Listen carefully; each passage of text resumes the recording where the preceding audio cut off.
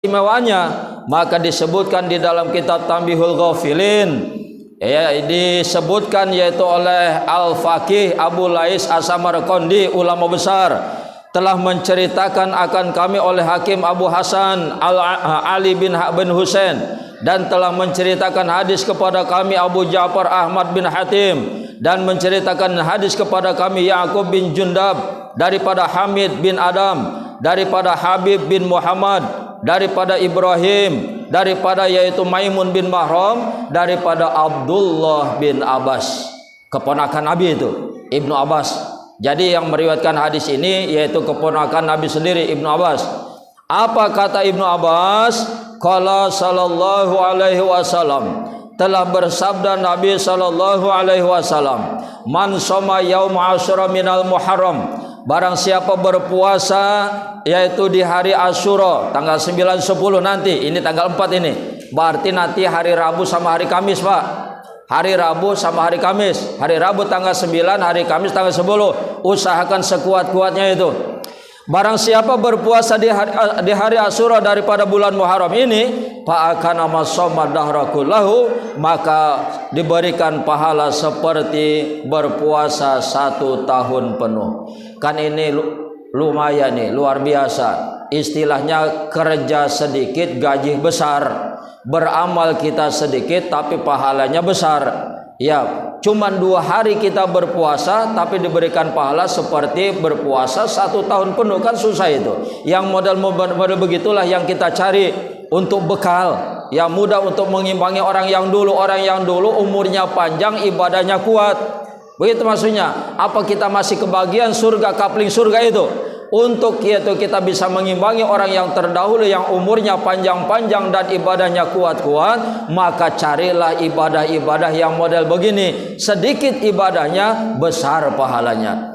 Saudara-saudara kaum muslimin sidang Jumat rahimakumullah. Apalagi keistimewaannya orang yang berpuasa, kata Nabi, atahullahu ta'ala sawaba asyarati alafi malakin. Orang yang berpuasa di hari Asyura, Allah berikan pahala seperti beribadahnya 10.000 malaikat. 10.000 malaikat. Seperti 1 malaikat saja pun luar biasa ibadah itu. Sebab malaikat tidak pernah melakukan dosa sekecil apapun. Sedangkan ini 2 hari kita berpuasa seperti beribadahnya 10.000 malaikat. Apalagi itu, wasawaba asharati alafin haji wa mu'tamarin. Barang siapa berpuasa di hari Asyura, maka seperti menunaikan haji dan umroh yang sempurna. Bayangkan itu, 2 hari berpuasa sama pahalanya seperti menunaikan ibadah haji dan umroh.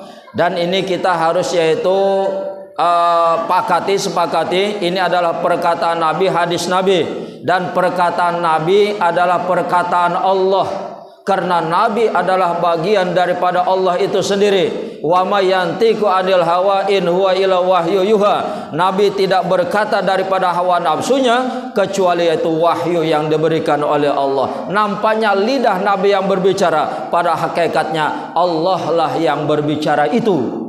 Oleh karena itu, kalau ada sedikit saja ragu di dalam yaitu hadis Nabi, di dalam pembicaraan Nabi, maka itu hukumnya sudah murtad. Kalau kita meragukan hadis-hadis Nabi, walaupun itu cuma sedikit saja kita ragu, maka hukumnya sudah murtad dia. Hati-hati. Oleh karena itu kata Nabi, orang yang berpuasa di hari Asyura, maka yaitu diberikan pahala seperti menunaikan ibadah haji dan umrah yang sempurna.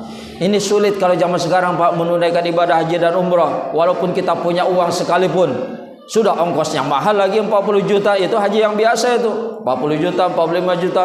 Kalau yang haji plus sudah 200-300 juta. Itu ongkos, belum lagi nunggunya 15 tahun, 20 tahun nunggunya. Ini cuman berpuasa saja 2 hari kita santai di rumah kita, tanpa susah payah kita sa'i lari-lari di padang yaitu sofa marwah sana yang panas, cuman duduk santai di rumah puasa 2 hari, maka ibadahnya seperti menunaikan ibadah haji dan umroh. Hanya orang yang lengah yang melalaikan ini, yang melewatkan ini. Apalagi yang Allah berikan, wasawaba asharati alafi syahidin. Allah memberikan pahala kepada orang yang berpuasa di hari Asyura nanti, yaitu seperti 10.000 kali mati syahid.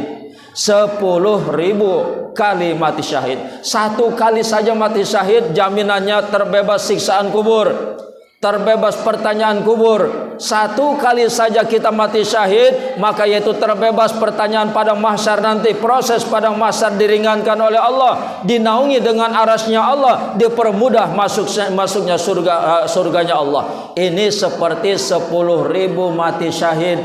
Begitu dahsyatnya. Ini kalau yaitu berpuasa. Kalau ditambah dengan ibadah yang lain, misalnya sholat, kita mau sholat, ya apa pahalanya? Man sholat pihi arba'a raka'atin. Barang siapa mengerjakan sholat di hari Asyura atau di malam Asyura 4 rakaat. Boleh sholat apa saja, sholat sunnah hajat, taubat, apalagi istikharah, atau sholat tasbih barangkali, berjamaah boleh, sendiri boleh. Barang siapa sholat 4 rakaat di malam Asyura, ghafarallahu lahu dzunuba khamsina aman. Allah ampunkan dosanya selama 50 tahun, Pak. 50 tahun. Berapa usia kita sekarang? Potongkan saja.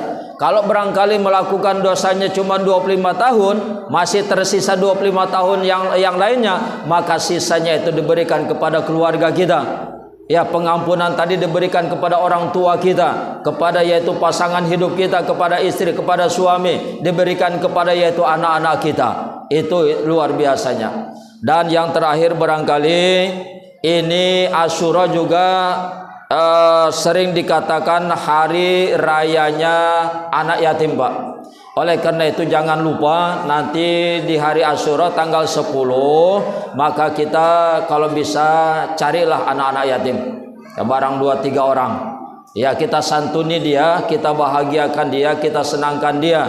Karena memang Asyura diistilahkan hari raya untuk anak-anak yatim. Barang siapa berbuat baik kepada anak yatim, maka diberikan pahala oleh Allah seperti berbuat baik kepada seluruh anak yatim yang ada di dunia, keturunan Nabi Adam. Padahal cuma 3 orang misalnya kita santuni dia, kita yaitu berikan yaitu uang dia, berikan makanan dia. Tapi dengan sebab kita menyantuni 3 anak yatim yang ada di kampung kita, diberikan pahala seperti menyantuni seluruh anak yatim yang ada di dunia keturunan Nabi Adam. Inilah dahsyatnya. Oleh karena ini diangkat untuk merangsang kita. Yang pertama, waspada. Kalau memang yang biasa puasa Senin Kamis, alhamdulillah sudah terbiasa. Dan yang tidak biasa, cobalah paksakan. Karena ibadah tanpa dipaksakan, Pak, berat. Jangankan tingkatan orang yang biasa, tingkatan ustadz saja pun, tingkatan ulama, tetap saja ibadah itu ada sebagian harus dipaksakan. Itu yang saya maksud doanya Allahumma paksakan. Ya, kalau kita ingin ringan yaitu sholat, paksakan. Kalau kita ingin yaitu mudah puasa, paksakan. Tidak ada lain. Ya, tidak ada obatnya kecuali memaksakan diri untuk melaksanakan ibadah itu. Jadi mudah-mudahan dengan ini terangsang dan kita diberikan yaitu kekuatan, kemampuan oleh Allah Subhanahu wa taala ke depannya untuk melaksanakan perintahnya yang kita anggap perintah tadi sebagai kebutuhan bukan kewajiban, selayaknya butuhnya kita kepada makan dan minum.